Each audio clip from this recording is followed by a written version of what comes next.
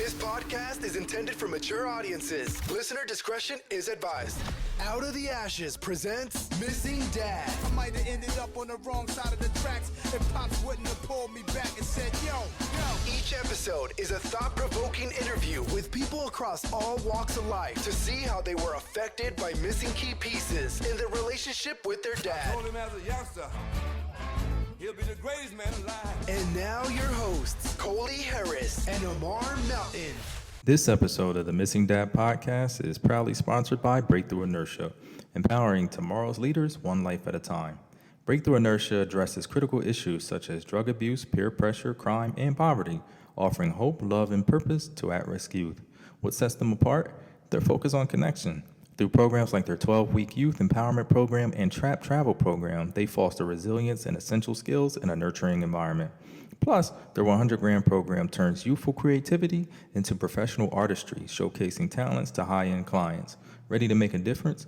Visit breakthroughinertia.org or call 302-420-1108 today. Now, back to Missing Dad. Welcome to another episode of Missing Dad. I'm your co-host, Coley Harris. I'm Amar Melton, the other co-host, and I'm not going to say what just happened. we might have to take Coley off of the boards. But welcome back, everybody. Today we have two special guests, two brothers of mine in their own right. One of the brothers I've known literally my entire life, and I want to give you guys some context about who we're interviewing so you guys can just know. Our families have been close since the 70s to give perspective and just some of the way that the universe works. So this one brother, Malcolm Moore, our mothers are very good friends. Born on the same day, 2 years apart. Other similarities, like mothers share very similar names, like my grandmother is Lillian Dolores. His grandmother, first name was Dolores. To dive even deeper, on the day I was born, when my mother's water broke, she was with his mother. And on the day he was born, when his mother's water broke, my mother was with his mother. So just to give the listeners, that's how deeply entrenched our relationship is. To his right, another good friend of mine, when I moved to Claymont back in the early 2000s, once I started going outside and just making friends and stuff like that as a kid, elementary school, I met this guy, stand-up guy all around, very well known in Delaware. You can't even mention Stonebook without his name being either top of the list or top three people that get brought up when they say, "Oh yeah, you know Meemaw." So, ladies and gentlemen, I want to welcome Malcolm Moore and Jamiel Dickey. Sir, welcome. What's up, bro? Thank you. Thanks for having me, man. Thanks for having us. Glad to have y'all, man. So tell us a little bit. Well, let me go here. How did you get the nickname Meemaw, bro?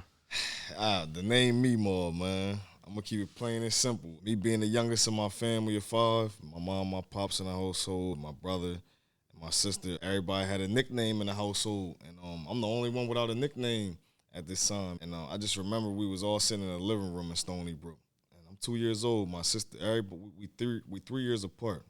My sister 3 years older than me. My brother 3 years older than her. She's 5. Her just blurting out names and saying crazy stuff at the young age of 5. She came across just saying Meemaw.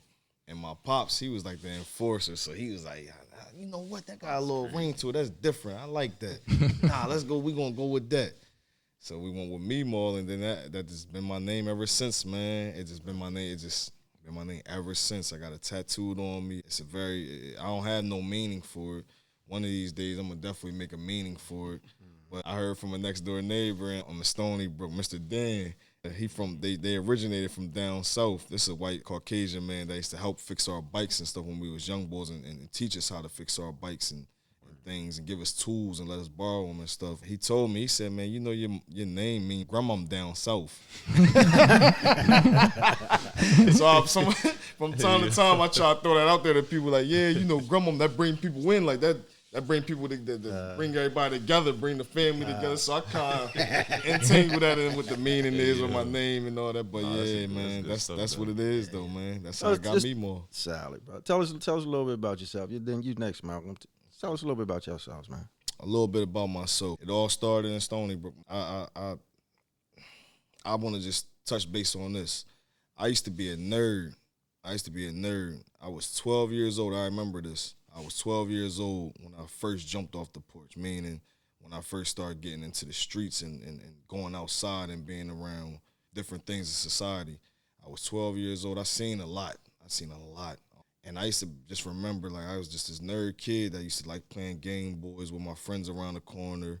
And then my brother Barry, man, he was already out there. He's 6 years older than me, so he like, you ain't gonna be no punk. Like you gonna go out here. Punk back in the day was, man, when people say you a nerd and all that, they think you a punk and all that stuff. I jumped off the porch at 12 years old, man. I seen a lot of things, and it taught me a lot. It taught me a lot of things, and it grew me as a man, man. It helped me just grow through things at an early age. I was fortunate to learn things at an early age. I learned right from wrong at an early age. That took me a lot of places, and it taught me a lot of lessons early, whereas though I was able to teach, and I was very teachable growing up too. I just learned a lot, and just to give you a little bit about myself, I like to look at myself like a scholar, but also just, a student of the game too, man. I endure a lot of things, and I see a lot of things to the day. That grew me up as a person, man. It's a lot to be talked about within self, but we got two great people here, so we gonna keep it moving like that. Yes, sir. Malcolm, tell us about yourself, man. We talked about where we grew up at on Madison Street a little bit. We moved out Stonebook, Claymont, Delaware. About me, though, I feel like I found myself when we used to be around each other a lot. Like, remember, we used to, grow flowers? Like, we used to do all It was heavy in the gardening, man. We done been from, BB guns to remember Miss flowers. And do you remember Miss Wilma? That was in Stony Brook, so I don't know if you ever been down near the courts. Right. Miss Wilma used to sell the water ice. She used to, right near the courts. She used to make us plant her candy flowers apples and all that stuff like that. I don't remember. But nah, though, this was before all that, bro. Okay. So me and Mari used to do a lot of stuff, and that kind of so I don't know. I'm gonna tell you where I found myself at. So I did some jail time. So when I was thinking back, to bring that back up, I'm like, yo, what do I really like? Like, I'm trying to find myself. This is how I found that I liked art, and I was a creator, you feel me? Like, I like the creative process of anything. I don't know, bro. I was thinking back, I remember all the stuff we used to do, like growing plants. We used to burn CDs. We might be MySpace, LimeWire. We used to do a lot of stuff, bro. Like, when I was in jail, bro, this is where I found myself. I used to think back, and I was like, what I'm gonna do when I go home? I like art. Like, even when I came home, bro, like, I'm looking at your paintings right now, bro. Like, I can't, like, anything, like the aesthetic of anything, bro. My eye is crazy, bro. You can ask him. Like, when it come to Instagram, I don't know, bro. That's just a little bit about me. I'm into art, bro. I'm into designing. I got my own clothing line. I ain't been designing in a while. He got a different eye, man. I could definitely say that. I ain't gonna lie, I probably stopped designing around when my grandma passed away. You feel me? We can get into that, or you feel me? I know you gonna get into that. Yeah, we'll definitely touch on that. So another similarity that I didn't hit on growing up, my dad was away 14 years. And, when we was young, that was at the very beginning of his bit. And I didn't even know, because if you remember, like, me and you never really talked about that a lot. Yeah. I didn't know what to talk about it, because I didn't even understand it. I just kind of was like. Bro, I can give you a memory where we used to get letters at the same time. Like, I remember he used to get letters from you, and I used to get letters from my pop, for real. Like, and they used to be like, damn, like, we really getting, I think, I can probably remember down to the paper, the color of the paper probably was yellow. I feel like you used to write on the little skinny paper, you feel me? And my pop would write on the little skinny paper. I just remember the writing and all that. Yeah. But I feel like, I don't know, like, that's just an experience that we went through, you feel me, together. But it's interesting because, we very close friends, and we never really talked about that. Yeah. You know what I mean? We didn't have no understanding of it. Jamiel, on your end, you grew up with your father in the house, right? He's been in the house the entire time, right? Tell us about, like, in your younger years, your father's influence on you. If I ain't had my pops, man, I'd have been a lost cause. I ain't gonna lie. My mom couldn't handle me. I fell victim to my downfall in my life. This was the climax. This was just, everything mattered at this time. I was on Xanax very bad. I was popping them every day. I couldn't even leave the house without taking them. The crazy thing was, my mom was selling them to me. She didn't know.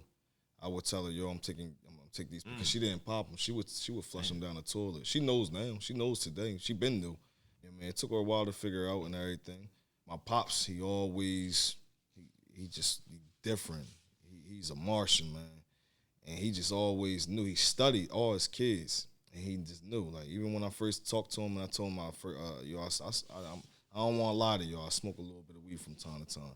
Oh, shit, man. Who you telling, man? You better talk to your mom. I already know. Like, he knew. He laughed at me. He laughing at me like, I remember his that. pop crazy. But he different, man. I ain't gonna lie. One thing I can say about him, though, like, he was a father to me and my siblings and everything, but he will also be like the onk in the hood. Like, like he always touched up, make sure everybody was straight. And we were just talking the other day, and I won't say no names. We just got into it yesterday. I just got it. His pop, man, his pop, we got different related. I mean, he's just around family. I ain't gonna lie though. I ain't gonna lie. I kind of look at him as one of my pops. He always been in the neighborhood. He do give out game. Like, he trying to give you game. And like, he love from a different place. Ain't a fraud bone in his body. He ain't gonna sugarcoat nothing. He'll make you sit there and listen to him. He'll depict something at 2 hours and tell you, yo, listen, you need to know because I studied you on it. Like he loves hard. I mean, and my pops, he's strong. I always give him his credit because you. As much as Mom Dukes and came at your neck and threw your clothes out and bleached you, threw eggshells at your cars and all that. He had some nice cars back in the day, but it was like you still stuck around. You could have dipped off and been like, fuck that. Like, I'll come see my kids on the weekends and all that. Like, my pops never, ever left. He never left, man. He never left. He's still here today. I think he went to work this morning and everything. But for real, bro. I told you, I pull up, bro. He throw it off. He good and crazy. Nah, he good, bro. That's his word too. Good and crazy, bro. For real. I'm very fortunate to grow up with him though. Like, I used to take it for granted sometimes because my pops, you know what I mean, like he alcoholic and everything, but like I won't strip him of him being a great he's person. Still him, though. Like, I can't assassinate his character, man. Because he asked me the other night. And it's a serious thing that he said. He was like, yo, like, would you change, like, anything, how you grew up or how me and your mom, like, and I told him, I'm like, nah, man. I had to think about it. I pondered on it for a second because I'm like, that's something to really think about, like, because I did get mad a lot growing up. Like, I wish I could have got this saxophone. I wish I could. But, like, nah, man, like, I learned so much along the way because of my father being there. My mom, she taught me a lot too, but just him being there and everything, I could have went off the deep end, man, off them Xannies. And he grabbed me out of a car one time. Yeah, you was. I was booked around that time. It was a situation where he grabbed me and I swung on him. He said I swung on him like this, extra slow. he said he looked at. He said, son, I looked at you and I was just like, he know karate, bro. Grabbed your arm. He said I put it back to your side and I just hugged you, bear hugged you, and I took you home. He's skinnier than me. We laughing though, but like hear that. Nah, for real, that man. You know what I mean? We laugh. It's funny to tell it back, but that's a real moment, man. He prayed over me that night. Nah, that I gave me quit the cold chills, turkey though. the next day. I never popped the pill after that. I can honestly say that I can be around it, see it, and not even want to indulge in that. Like, it used to not be that way. I used to see them motherfuckers, and I used to get them cheap too. I used to get them, shit, I'm in the hood. You just said I'm well-known. Like, well-known, listen, man, like, I'm getting it close to nothing. So it was there for me all the time, whether I was getting it from my mom and her not knowing, or I was getting it from one of the bros on the block. It was always there. So I'm just thankful to be, I can be around it now and just not even indulging it. I'm cool, man. I remember where that took me to. I'm cool. Yeah. Feel good being here, man. You know, it's deep. I'm listening to you talk about your pop, you know what I mean? And I think about Amar. I think about fatherhood in general. Yeah. And you know, when you look at your kids and you see how they move and things like that, it's always things that you understand and know about them that they don't know, that they don't think that you know about them, or that you may not even understand about yourself. You know what I'm saying? And to hearing what you're saying about your father being there and being that strong influence and being able to grab you up out of that thing. You know what I mean? That's part of the whole story of us, of missing dad, is being able, understanding the role of a father and the critical role of a father, being able to pull a kid, you know what I mean, particularly a son, you know what I mean, particularly in these streets, you know what I mean, we in Wilmington and Claymont and all that, and it's a lot going on. and being able to grab a kid up out of that situation, man. So that's definitely a fortunate situation for you, bro. Thank you. Glad you had the man that you had. Thank you, man. Or have, rather. My boy Young. I met him. I met him. I was a little bit older, but this is before we moved out of Stonybrook. But I wasn't. I was probably just going into high school or something. Summer night, and I met him one good time. We was sitting down we was sitting down bottom, and looking back on it, being a father now, because I go outside and I walk my block, and I see where my kids is at, and I talk to the kids and all that. Gotcha. And from looking back on it from his perspective, you figure. Well, I don't remember if you was there or not, but this might have been 2007, 2008. Yeah, I was booked. This when Stonybrook was heating up. I got booked right after. We sitting at the bottom of the back. Yeah. Everybody black tees and Dickies, and you know what I mean. It's late, and your pop came out, and he just kind of talked to everybody. You know what I mean? Always. And y'all had a relationship with him. I didn't know, but what stood out to me is like, yo, old head is engaging with the kids all the time. He ain't saying, "Ah, man, let Love them the do kids. whatever." Yeah. He engaging Love with them. us. He might have offered y'all like everybody else is a little closer with him than me, and I'm quiet anyway. I'm just standing back and kind of watching. He offering a plate, whatever, and he went on about his business, but his presence, he cared enough to come over and speak. Yeah. That was easily over 10 years ago, but I remember that about him. That's a good trait. Yeah, that's it. Before you get, it's like, Oh man. when you do that, that's the type of, and like you say, engaging and talking and communicating. You coming out like that, that's what opened the door up for another young boy who ain't it. You know what I'm saying? Me specifically.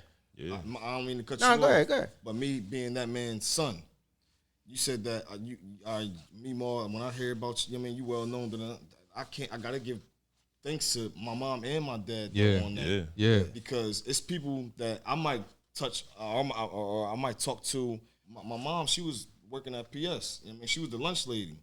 If a kid didn't have their lunch number, they forgot their lunch number, or you're not supposed to get lunch on certain behalf. So you don't know your lunch number. I don't. You got to go figure it out because we got to know if you got to pay for it or you get it for free. My mom, she took care of everybody. She didn't neglect no kid. She still cooks to this day.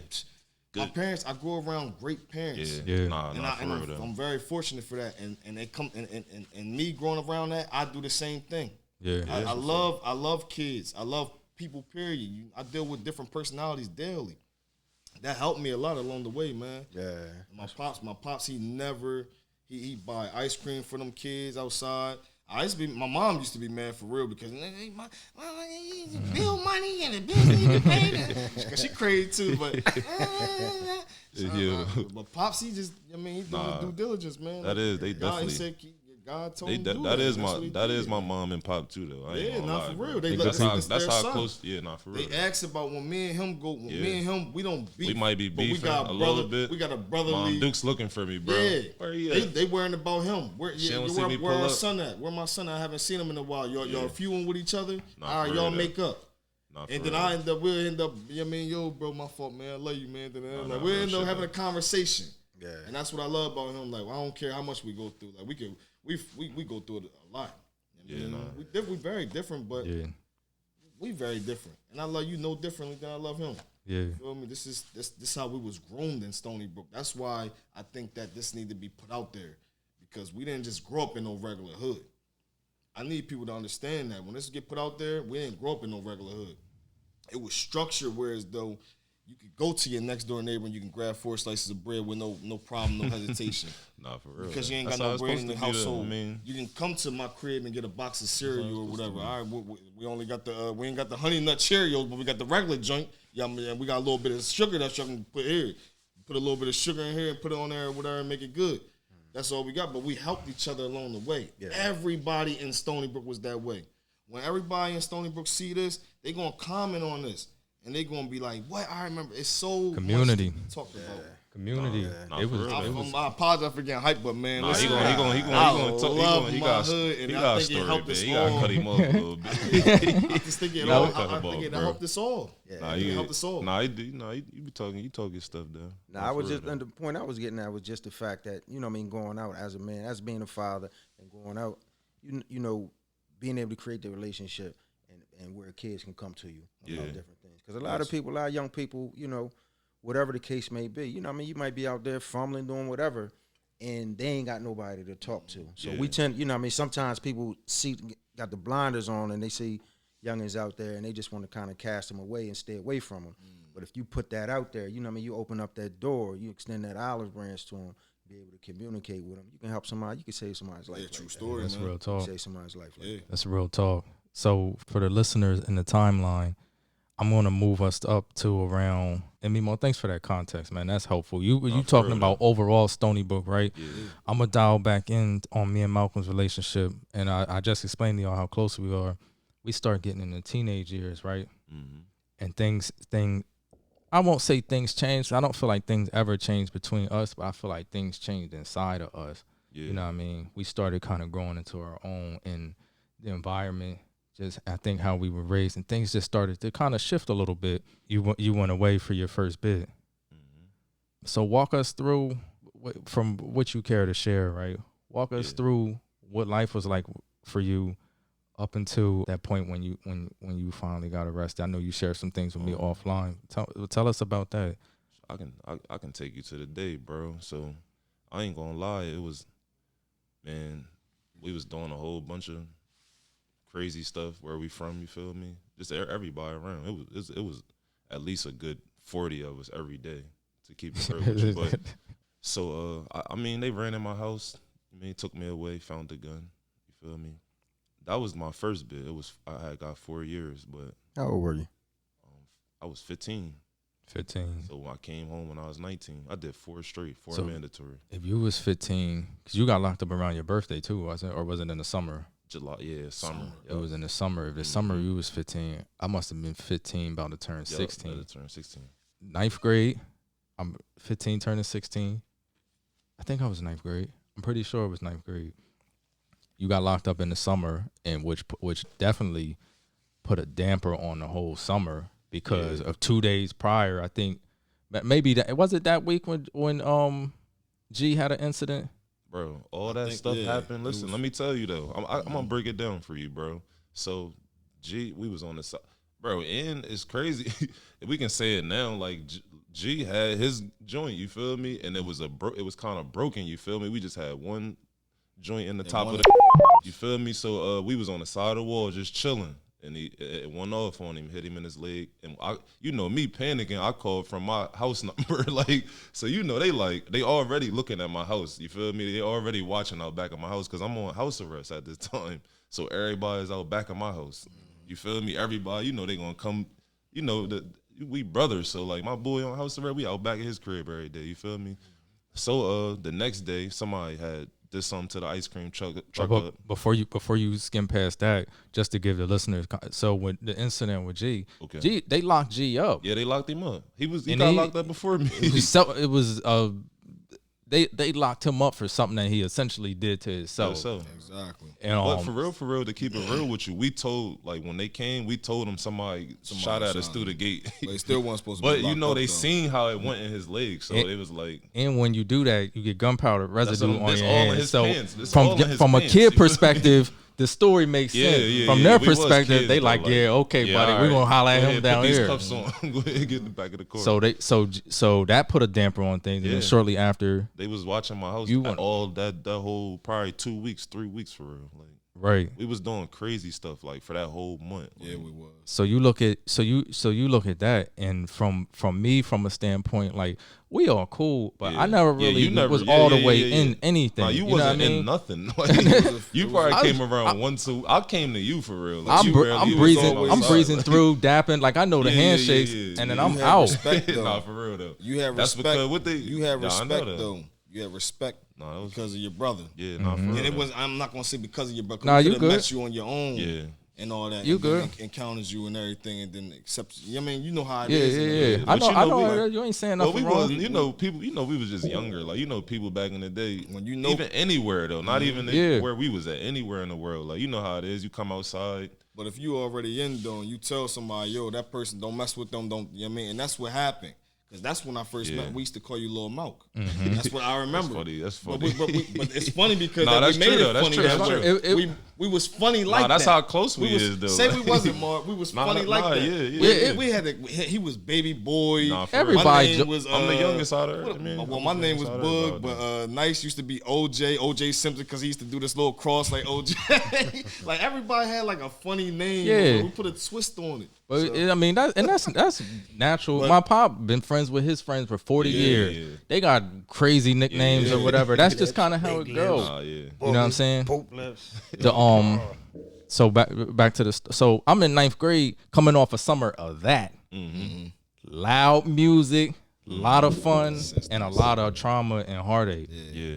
Going to school, dealing, managing, thinking about my pop in and out. And at this point, I'm 15, 16. He's been locked up for 13 years at this point. This is my everyday. I'm not even overly concerned. He'll call me sometimes, write me, but my pop holding his own. He been all right this far. You know what I mean? I'm trying to navigate through life, and you call me. And I had just got out of school. It might have been like 2:30, something like that. My sister wasn't home yet because she would walk home from the school out back of her house. And you called me. That's not the first time we had talked about you being locked up. Yeah, I think But I this- remember too. But this time was different. I sat in my dining room, and it was a brief conversation. It was like, yo, what's up? He said, yeah, I had my trial and I took a plea. And I'm like, word? He was like, yeah, they was trying to give me 25 years or something. 3 to 25. So I took a plea, and I'm gonna end up getting 4 years. And I don't even remember what you said after that. He said 4 years, and my heart broke. Damn. Hey, You hear bro, me? I feel that. I feel that, John. That crushed my for spirit. real, though. That crushed my spirit. That broke me to my core. Nah. You know what I'm saying? Yeah. And I'm sitting there, and I'm like, 4 years. I'm talking, but I'm like 4 years. You're not going to high school. We're not doing nothing in high school together. High school years. We're not going to prom. You know what I mean? No more summers. I'm like, damn, 4 years. And he hung up, and that was it. That was the conversation. Yeah. He hung up, and I remember, like, why do it gotta be like this? And I cried. Yeah. I cried hard. I'm trying not to cry now, but that's like one of them defining good, moments bro. for me. Not I cried. good. I cried hard. Like I couldn't believe it. You know what I mean? And you know, we all make our own decisions or whatever, and it is what I just couldn't believe it. And being an adult, I think what makes me sad is the most obviously sad for you and your situation. But being an adult and looking back on it, I needed to talk to my pop immediately. Yeah. Immediately. I needed I needed to pick up the phone and be like, Dad, I need a hug or something. You know what I mean? My pop is wrapping up 14 years on his end. And my mom, at this point, we having differences. I'm just getting older. We got different personalities. She at work. I'm a latchkey kid. I'm by myself for the next 2.5, 3 hours. And for real, just the way I was giving it up at that time, I wasn't talking to her like that about this anyway. Because I didn't need judgment. I didn't need none of that. I needed somebody to say, I understand. he gonna be all right, and it's gonna be hard. Yeah. And you gonna be all right too. I say all that to say that for the educators that are listening across the world, whatever, there's a kid, it's Saturday right now. There's a kid that's gonna go to school on Monday, and one of his good friends, his or her good friends, is locked up, getting ready to do some time, and their dad is locked up and getting ready to do some time, and their home situation ain't the best. And on Tuesday, they still expected to turn that homework in the same, and they need support. That's why we created Out of the Ashes. There's complexities behind incarceration. It ain't as simple as you just locking somebody up because they did a crime. And when you lock somebody up, you affecting their family, their friends, them, and all of that. Yeah. So I shared that story with Malcolm the other day, and then I realized there was out of that, under the 4-year period, you know, people. I've been thankful in the sense of, not thankful, but I don't know the best way to explain it. But anytime I ever talk to anybody on no jail call, ain't nobody never call home crying. No, you know what I'm saying? For the record, too, you held me down all of my bits too, like letters. Yeah, my brother. You That's me. what it is. Them things is coming for real. Like. My pop I never needed that too. My pop never called home crying. He ain't never called home like, I can't wait to get out of here. You know what I mean? It wasn't none of that. It was like he called home and he did to the best of his ability. We had father-son conversations. You feel me?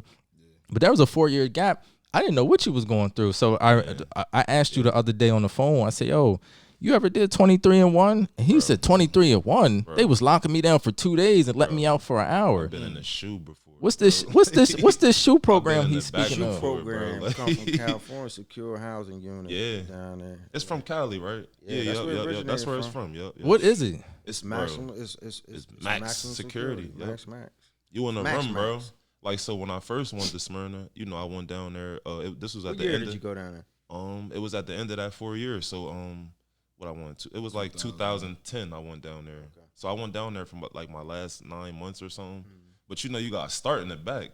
So I started in building 24. What does that mean? No starting You the got to back. start in the back before you even make it to population. Let me give you some You context. got So you got to go through the work Smyrna, before you get good, basically. So Smyrna down there at the prison, you know what I mean? You got the general prison, you know what I mean, inside, which was inside of the fence, and back before y'all came out, they had what's called Old Max. That's where I was at years ago. So the Old Max was a separate building. They closed it down and condemned that.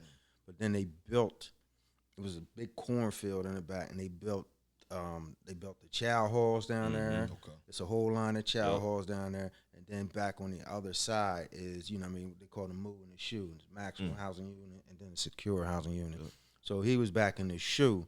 That mean he wasn't out in population. The population is generally the compound. Minimum and medium securities is the compound. Yeah. You know what I mean? And you know what I mean, back there is maximum security and then the secure housing unit, the shoe.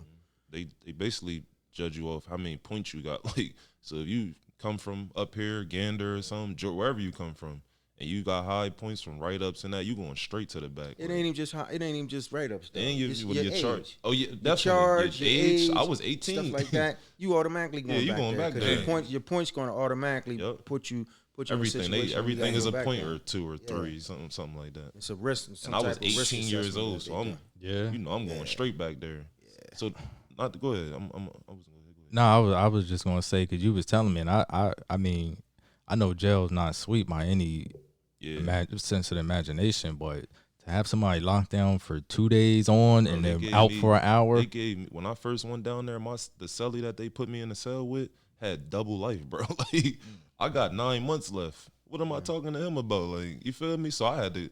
That's how I don't know, man. I'm able to like just talk to people because.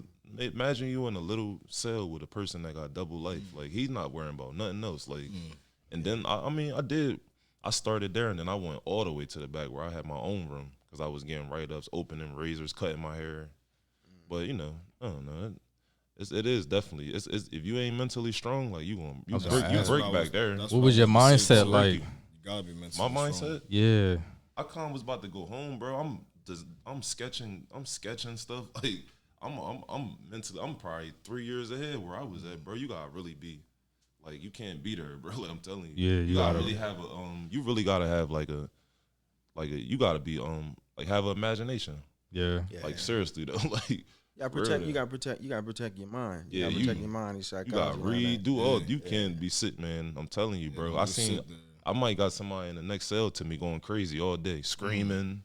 He might be throwing pooping pee at the COs, all that, bro. Like, I heard about that. That's you crazy. turn and look at him when you walk past, he might spray you with something, bro. Like, for real though, ask Pops, bro. Yeah, like, for real, I mean, though, context. Man. I mean, what he's saying is for true, real though, man. That's just real stuff, bro. People poop in bowl, poop in a bowl, a plastic bowl, whatever like that, and keep it there and then piss in it and let that thing marinate. Oh man, they let it bro, marinate. I'll have an argument with him, bro. Squeeze bottle, put it in a squeeze bottle or something. And it's a little hole in the side of the door, bro. These dudes that hit you with that joint too. You might be all over there. Bro, you be mad. You know you ain't never been to jail, bro. Yeah, I ain't done no shit like that. Boy, you probably trying to break through the door, bro. Yeah, and that's you crazy. can't get it's gates, bro. You don't even come out nowhere. You going to another gate, bro. Like, for real though. But the reality of it is it's mental. Yeah. Mental, you know what I mean? They try to mentally mess you up for real. You know what I mean? You got sensory deprivation, you know what I mean? You ain't touching and you're your not. senses not being stimulated. you locked down. Damn, I never even looked at it like that. Yeah, bro. That's what because they human beings, Yeah. biologically, we need to touch. Nah, for real though. Human beings, we need to touch each other. You know what I mean? They say kids need 20 hugs a day. You know what I mean? That's what they say. Kids need 20 hugs a day. That's a game. Wow. You know what I mean? Human beings, we need to physically interact. But these dudes back there in their minds, and you know what I mean, minds start deteriorating and stuff like that. And I say this, and we move on. I went to Max in when did I get down there? I got down Smyrna in 95. It probably was. It wasn't big. long after getting down there that I went to Max. So I was in Max in like 95, 96.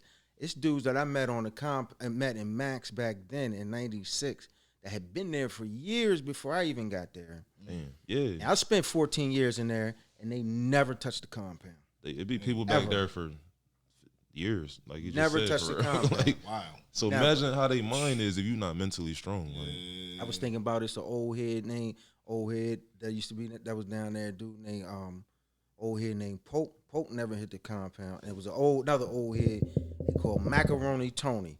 I really probably heard all these names though. I remember them These Jones dudes all like ring that, you know bells what I mean? though. They Like, they just never touched the compound, and their minds deteriorate. The minds, oh, that's real. That's crazy. So Malcolm, with going through those experiences, right, and just serving time, right, what was your relationship like with your pop throughout this period? And I would say even like throughout this period from childhood up and through serving 2 prison sentences at this point.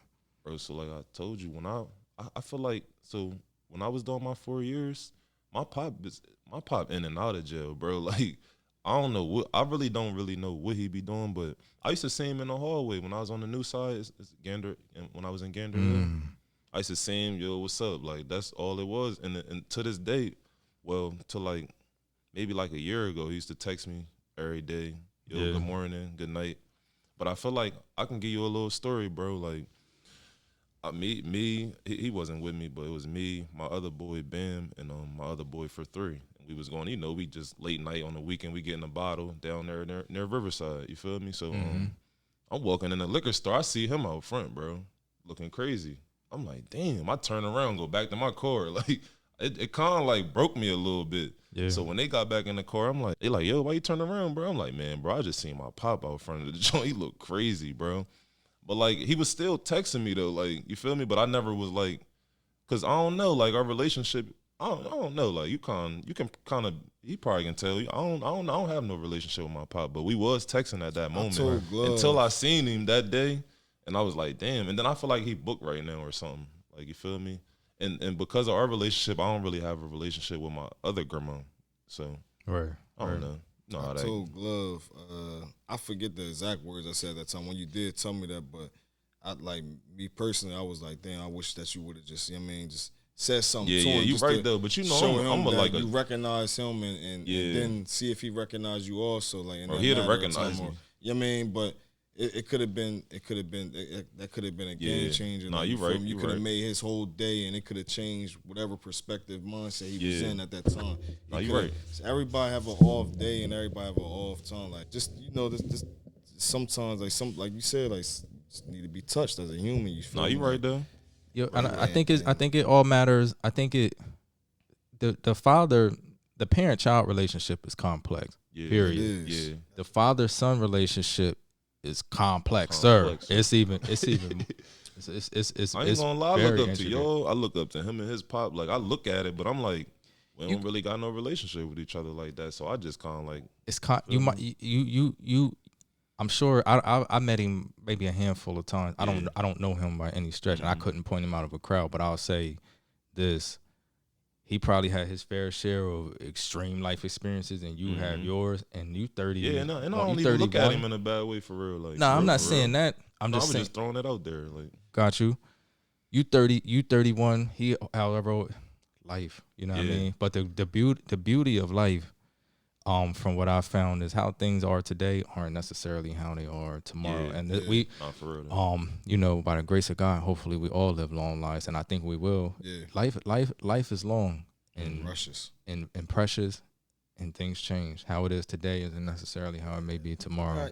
I mean, the thing is, and I know your pop. You know what I'm saying? And I know your pop. I've seen him. Yeah, you probably seen him. I think he was recently within the last. I'm talking about out here. Oh shit! Okay. Not not probably in the last year or so, Yeah, but I yeah. seen him probably a few years ago, Yeah, whatever yeah. like that. I Yup. know him, he know who I am or whatever like that.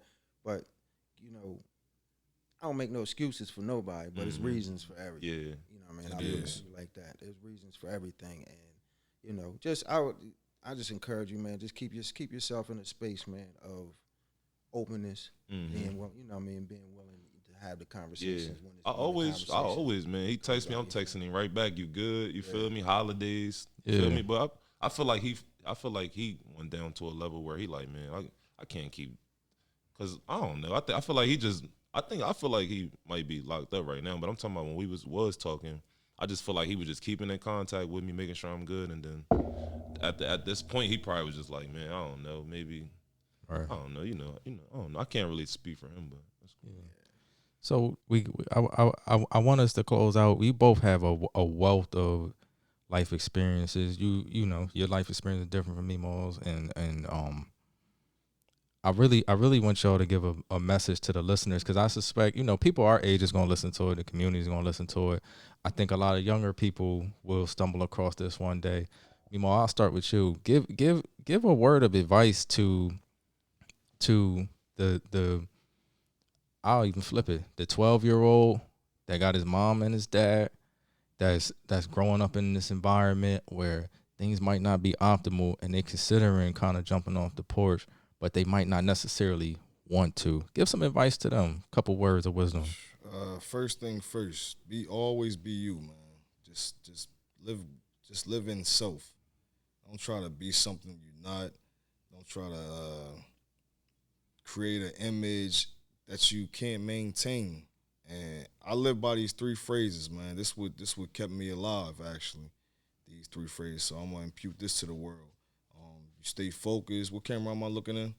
This one right here. This one You right- stay right here. focused. You stay positive, and you stay strong. That's what got me through plenty, and still carrying to this to the day's date. Keeping me alive, man. Stay strong, stay faithful, stay positive, and just stay focused. That got me through so much, man. Because I told myself that. I looked myself in the mirror and I would tell myself that even in the hardest days, man, I only had $20 a weekend at times. And I only got that $20 because I asked my homeboy to borrow it till payday next week. You feel me? I'm living off $20 at certain times. Yeah, man, I'm thinking it's the end of it all, but I never, ever gave up. Just persevered, man. Like, you just living your truth. You don't got to display it. I mean, you don't got to display it or nothing like that. Just living your truth, though. Always be you. I always been me. I always told the truth. I never seek to lie. I never felt the need to lie. I always pinpoint that to a lot of people, too. It's like you'll impute some shit. Like, I don't know if I can cuss. I apologize if I can, but you'll impute some stuff into the world, and it's the wrong thing or whatever about a certain character or a certain person or whatever the situation might be. Just living your truth and continue to do what you got to do. Stay consistent and stay out of trouble. There's too many cameras out here. Stay off the streets, man. Get a job, find a hustle, find something that you can that you're good at. Passion. Be creative. Be creative. Be a creator. If you're not able to create something, then get around creators. Get around somebody that can teach you and be teachable. Don't just be around and just let it go through one ear out the other.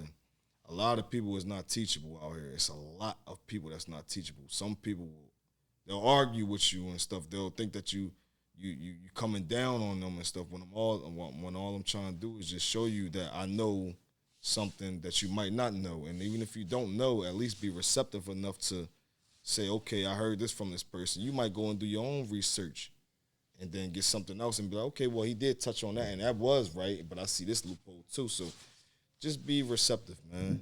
And as a kid, if I was talking to my own self, I would just tell myself, man, stay away from the bull crap, man. Like the drugs, especially the pills.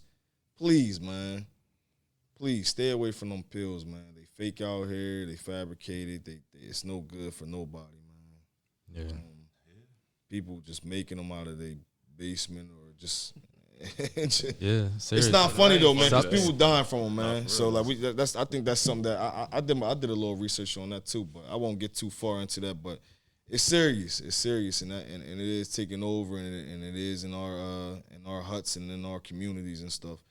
And it's killing a lot of us, especially at a young age. I ain't never seen so many people that I knew or grew around and went to high school with or went to school with, period, middle school, elementary. And you dropping at the age that I'm at right now because you popped a bad pill. Yeah, it happens, It's man. not cool, man. Stay away from it. Thank you. And Malcolm, for you, just some parting words to the listeners, man.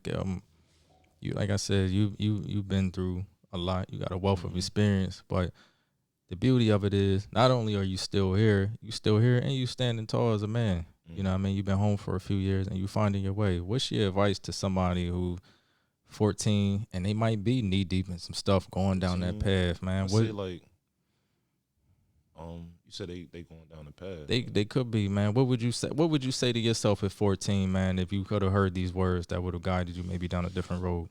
So I'm gonna say I just wish I would have found out what I liked earlier, like my passion in the art. You feel me? So I'm gonna say like to anybody like that's 11 to 15 or whatever, if you're going down the wrong path, man, you probably have to take like some time to yourself and find out what you really like, and then go after it. And it don't matter what's going on. If you just go after it, you guaranteed to make it for real. Like, as long as you find out something you like, and if you got to find something you love to do. And that's all I wish I would have found out before I even. But I'm not grateful from going to jail, but I learned a lot from going to jail. You feel me? For real, I kind of probably was not worse. Like, you feel me? Not badder than him back in the day, but like I was the one with doing all the crazy stuff. That's why I was kind of like grateful to and went to jail for that 4 years. I probably would have been dead or something like that. So like at the end of the day, man, just like he said, like stay out the streets, off drugs. You feel me? Street life done with, man. Yeah, it's over. And just find your passion, like especially be a creator. Like he said, it's a lot of stuff, especially since the pandemic, man. Everybody's you can find out and you can sell anything, man, other than doing something negative. Yeah. You feel me? So Yeah. that's just for somebody that's young and in the streets. Yeah, true story. You said something that that made me think about one of my old is named Ed Fountain. He down there doing life. But he imparted some stuff on me one time about, because prison. We talk about prison, and I feel the same way. You know what I mean? It ain't no doubt in my mind that I wouldn't be here today.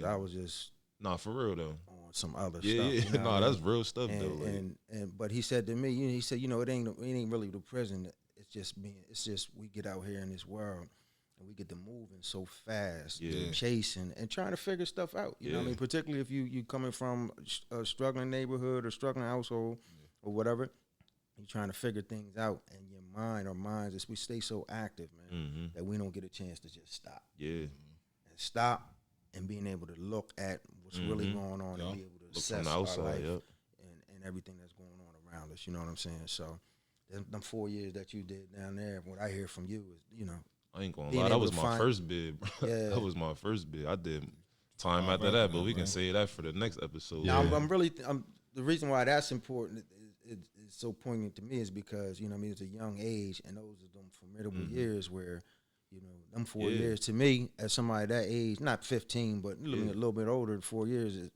an opportunity would have been to go to college. Yep. I And missed at my the whole same high school time where years. you could have, at the Yep. same time, like you found yourself down there, they could have found themselves at college, or me too. Yep. You know what I mean, over the 14 years. Yeah, I made the mistake twice, so and I learned from it nowadays, but that's why I'm just putting that message out there, man. If you got a chance to find yourself early. For sure. For real.